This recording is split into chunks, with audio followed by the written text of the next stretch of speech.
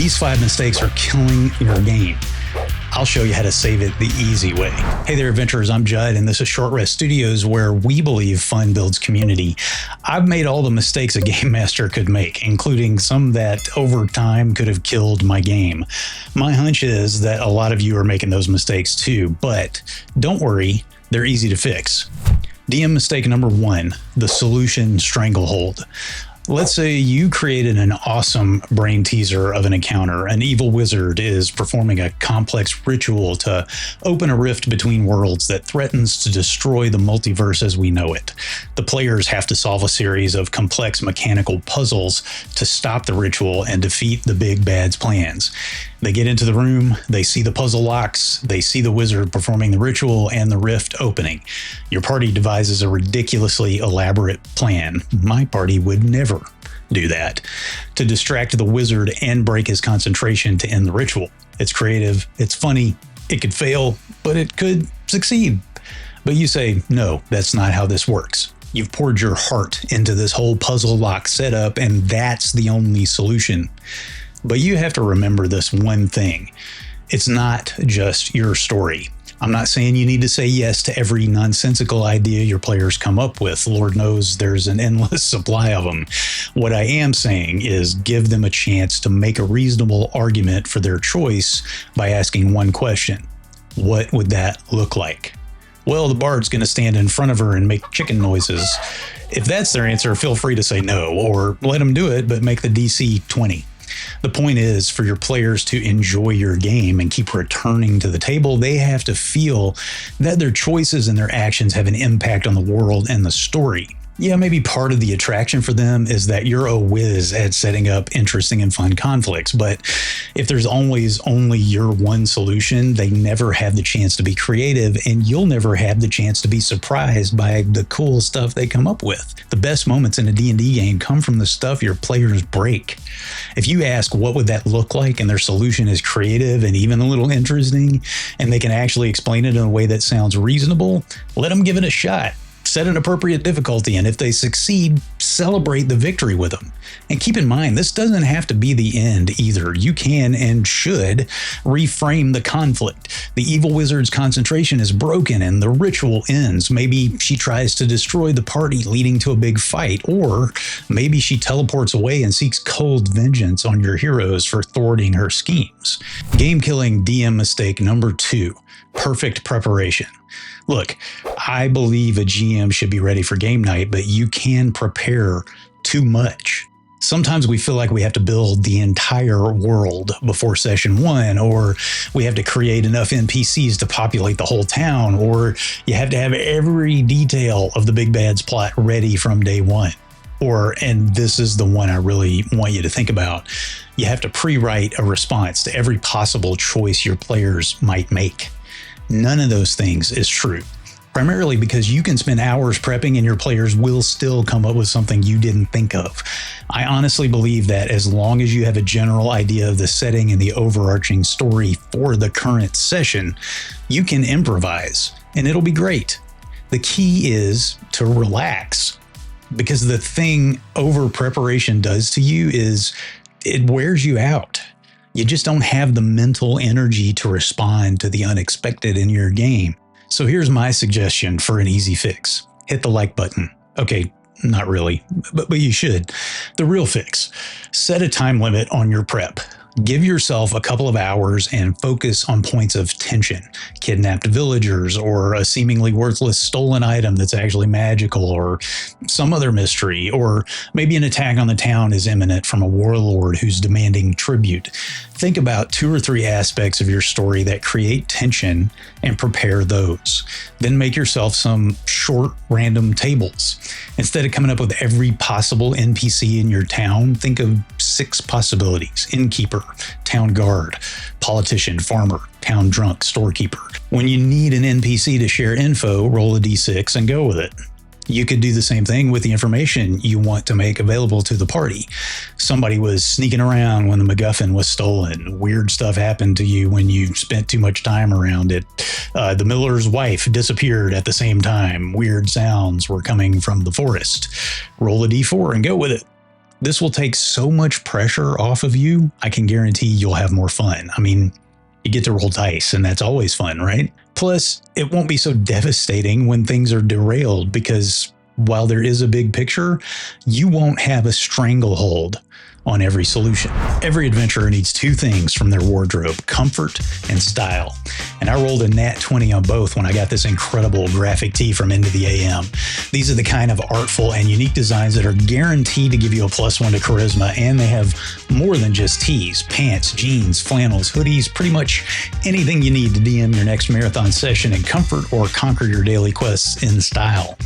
Visit intotheam.com/shortreststudios to get 10% off your entire order. And that's on top of most of the incredible deals already going on. Mistake number 3, bigger is better. Making things too big, too epic right from the beginning will kill your players' interests. I know that probably sounds counterintuitive, but think about it. Every Hollywood blockbuster sequel has to one-up the original, and they make it bigger and flashier, and it very rarely lives up to its predecessor. And that's, at least in part, because it's all flash and no substance. Your players might think your epic ideas are cool, and they might respond with excitement at first, but those ideas will not be enough to hold their interest over time, especially if you start big and have to keep getting bigger. The fix is easy, and it's honestly always good DM advice. Start small. Make things personal. Connect the MacGuffin or the mystery to the characters. Maybe they get to know an NPC and they're the one who gets kidnapped. Maybe somebody's estranged father is actually the villain or works for the big bad. Start the conflict with the PC's immediate surroundings. Instead of some world-ending curse, start with a magical storm that threatens the livelihoods of the townspeople and grow it from there, all the while keeping those personal connections. Give your characters personal connections, and when something epic does happen, your players won't just think it's cool, they'll get emotional. They'll feel compelled to do something about it. They'll be invested, and they'll want to keep coming back. Game killing GM mechanic number 4, kill, kill, kill. It's really easy to have every possible conflict end in a fight to the death. I mean, most TTRPGs seem to be built that way. But did you ever think that maybe the reason combat can feel slow and repetitive, besides the very real likelihood of issues with the game mechanics, is because it happens all the time and because it's always to the death? When your conflicts always lead to combat that just goes on until somebody dies, it gets boring, and you might just be training your players to be murder hobos. I guess that's a way to go. Every opponent will not fight to the death. If your party is attacked by bandits and the party gets the upper hand, is that fight really worth a few coins to those bandits? Probably not. There are a couple of really easy things you can do. First, you can offer opportunities to resolve a conflict without getting into a physical fight. Maybe the party happens upon a lone goblin and they could capture and question him about the stolen MacGuffin. Maybe in our scenario with the rift opening ritual, solving the puzzle would actually collapse the rift and suck the wizard into another plane of existence. She could always find her way back later. Maybe they can negotiate or somebody runs away. The second easy fix is, when they do get into a fight, keep your bad guy's motivation in mind and make use of the optional morale mechanic.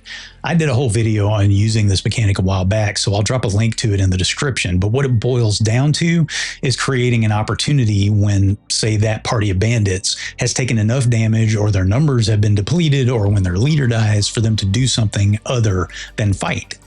They fail a morale check and they run away.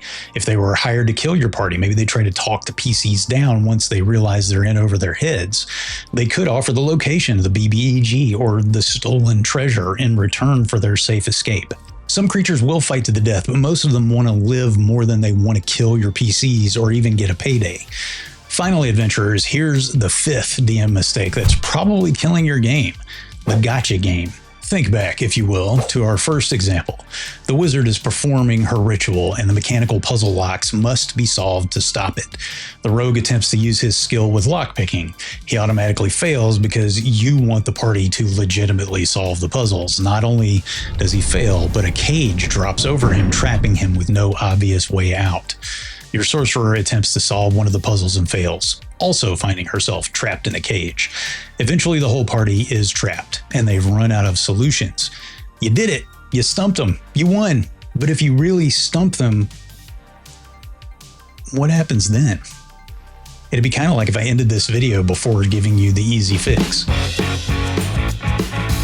I'm kidding. I wouldn't do that to you. Imagine your party is fighting the BBEG who has a response to every trick, a power or just plot armor that blocks every attempt to get the upper hand over them. She kills the party. TPK, you did it. You won. But what happens then? I'll be the first to admit that when my players have come out on top a little too easily a few times, and then next session they're almost TPK'd, it feels good. But I'm not in it to kill them. I'm not in it to beat them. I'm in it for all of us to have fun. I'm going to say it outright. Stop trying to stump your players. That doesn't mean you stop trying to challenge them. Challenge is part of what makes it fun. What I'm saying is root for them. Support their ideas and their creativity. Let their choices, their agency matter. The easy fix here? Well, this actually takes us full circle back to the Solution Stranglehold. It's not just your story. You're not competing against your players, but when you are married to one solution or try to constantly catch them in gotcha moments, you're making adversarial what is supposed to be collaborative.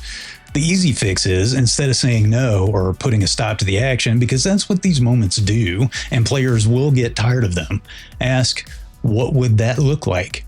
Try a yes and or a yes but or a no but response.